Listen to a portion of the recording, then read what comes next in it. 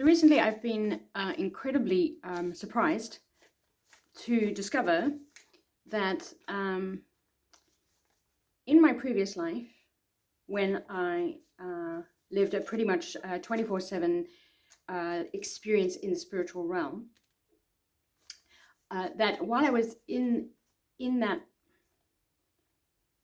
spiritual state, communicating with entities and functioning pretty much almost more in other dimensions than this reality, not understanding what was happening, not understanding why it was happening. I've been very surprised to discover, as I've been researching, that all the experiences I had are everything everyone is pursuing in the New Age, in shamanism, in attempting to communicate with higher consciousness, channeling, receiving information from higher intelligences, from eternal consciousness, traveling through different dimensions. The things that people are pursuing when they take plant medicine like ayahuasca or iboga or DMT or LSD. These things I never took, but I had all these experiences and I did not understand that that's what had happened. So I've been watching various videos on people who have had these initiations and awakenings into the spiritual realm. And the more I watch, the more I understand that I was taken through pretty much all these things. And so not ever having any idea what was happening. I knew it was real, but I didn't know that this is kind of like what people are pursuing in the New Age. I didn't know that this is the result of a spiritual practice. And I also didn't understand that what I was doing was actually unwittingly practicing those spiritual practices.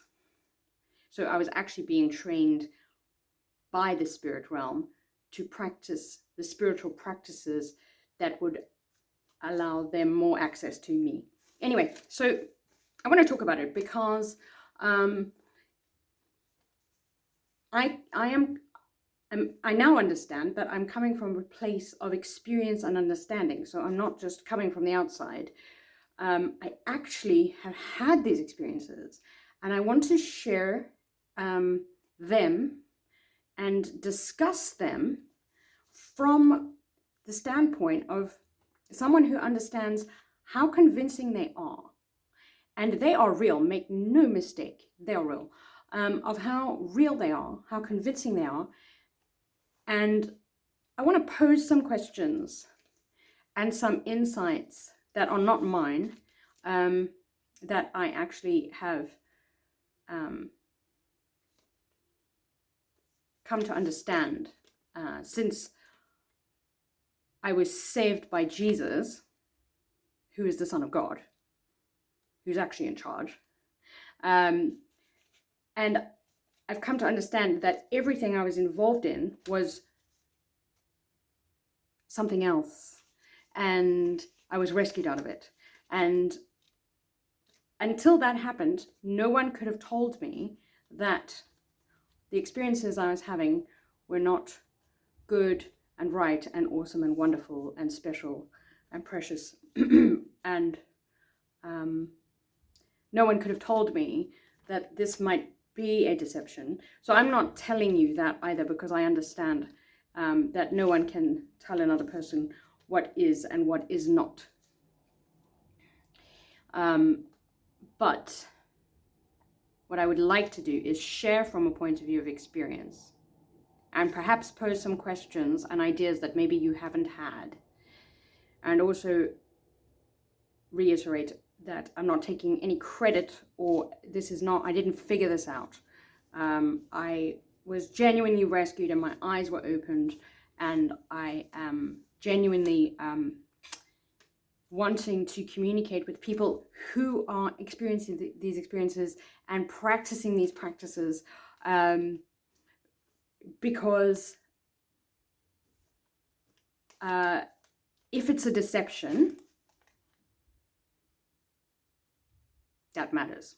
If it's a deception, and again, I'm not telling you what it is or what it isn't, but I would like to come at it from the inside. And it's not, I don't believe it's a coincidence that all of this happened. And then I was saved because I couldn't comprehend why it was happening while it was happening. For 8 years, I was deep in the spiritual realm. And I just gotta read a list. I mean, this is not a comprehensive list, but this is a list of the things that I went through. Just so you know that I really mean what I'm saying. I really know what it is to go through these things and to function in this realm. So I met entities in my early 30s. I met 3 entities. I've now listened to lots of videos and NDEs and out-of-body experiences and all sorts of things, and many people have met these entities. I will talk about them more in separate video. They communicated with me telepathically. I came to understand some things about them. Shortly after that, I started seeing the blueprint, the matrix, sort of the substrate holographic reality that sort of undergirds this experience we're having in life, right? It came into sort of being a permanent part of my daily life. I could see it all the time. It was constantly changing and fluctuating. It was very complex and very beautiful and very enchanting. I'll talk about that. I then, at some point, had an experience that I now understand was a Kundalini awakening. I didn't know. So I had a Kundalini awakening. I had no idea what was happening. This energy started shooting out the top of my head, and I started having a sort of a electric field cycling through me. I started having power in my hands. And then after that, things started getting really crazy. I'm not exactly sure of the consecutive order, but I'll just go through the list and then I'll talk about these things separately. I entered into alternate dimensions. I experienced new colors, new sounds that are difficult to describe, impossible actually. I could see ultraviolet all the time, pretty much. Instead of black, I would see glowing ultraviolet. Started coming out of my body, astral projection, which I did not believe was possible until it happened to me. It's totally real. That doesn't mean it's good, but I thought it was awesome. I had an initiation after I started coming out of my body. I met my spirit guide. Did not understand what was happening, but I just said yes to everything. I then started getting taken through many different realms by my spirit guide in dreams, in lucid dreams, and sometimes in states that were not dreams. I just sort of came out of my body. I started automatic writing and channeling. I was instructed to rewrite the book of Revelation in the Bible, which is really interesting, which I did. I'll go into that. I mean, that is really shocking stuff when you realize what was happening. But anyway, I started getting downloads. I must have had hundreds, if not thousands, of downloads of incredible amounts of data and information explaining the quantum reality structure, geometric, holographic. It was very complicated. This went on for years, by the way. This would happen all the time. It would happen in social situations. It would happen, like I was sometimes seeing entities in many social situations, all sorts of different entities, shadow beings. Things would come alive in the room and walk around, and the scenery would start to change. I then started initiating other people into this. I did not understand what I was doing, so that they could start to see what I was seeing and experience, so we'd experience them together. At this point, I should say that these things are not hallucinations. I've spoken about this before in another video, but if you do research into the medical definition of a hallucination, it does not cover this stuff.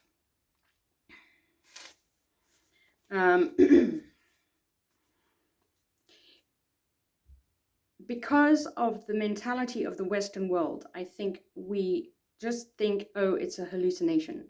But the shamans, the people who have been practicing spiritual practices for hundreds or thousands of years, they know very well that the spirit realm is real and that this stuff is real. And I think that's important, because when you realize it's not a hallucination, but it's real, then it becomes more important to ask the question, okay, if it's real, am I sure about this realm, about their motivation? That's the question. That's a question.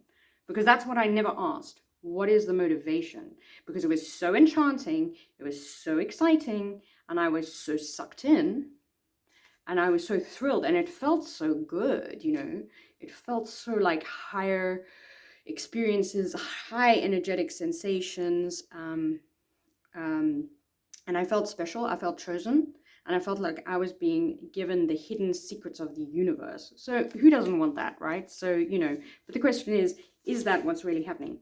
I started experiencing remote vision. I started seeing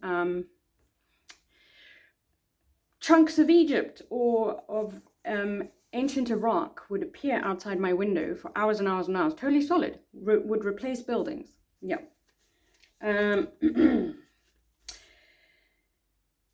I started receiving teachings from the spirit realm about ancient civilizations, technology, and the truth about human beings and where we're from and what it's all about. Of course, as this came through, I started to learn about the Anunnaki, and I experienced altered timelines.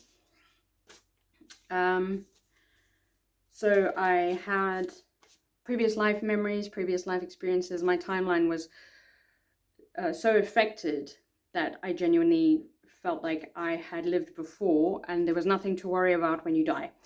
That's one of the big things, is sort of, you are going to reincarnate, which, sort of takes away the pressure.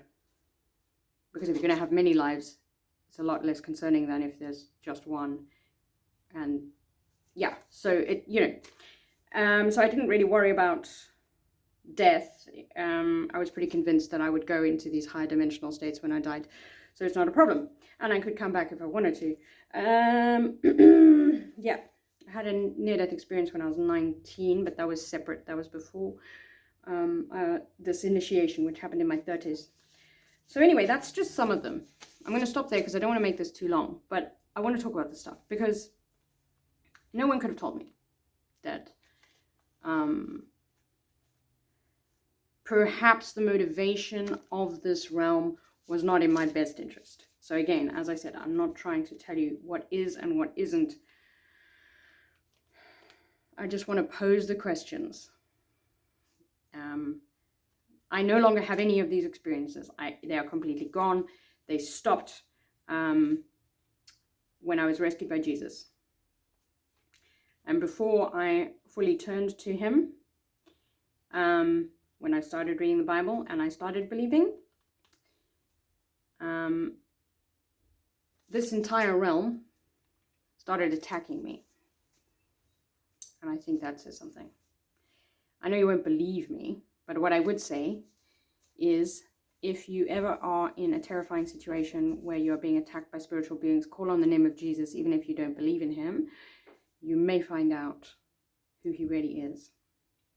As I said, I'm not coming here to Bible bash you and to tell you you're wrong and I'm right. But I'm just hoping that the Lord will use this one way or the other for his purpose. Because if there is truth, there's only one truth. There's not multiple truths.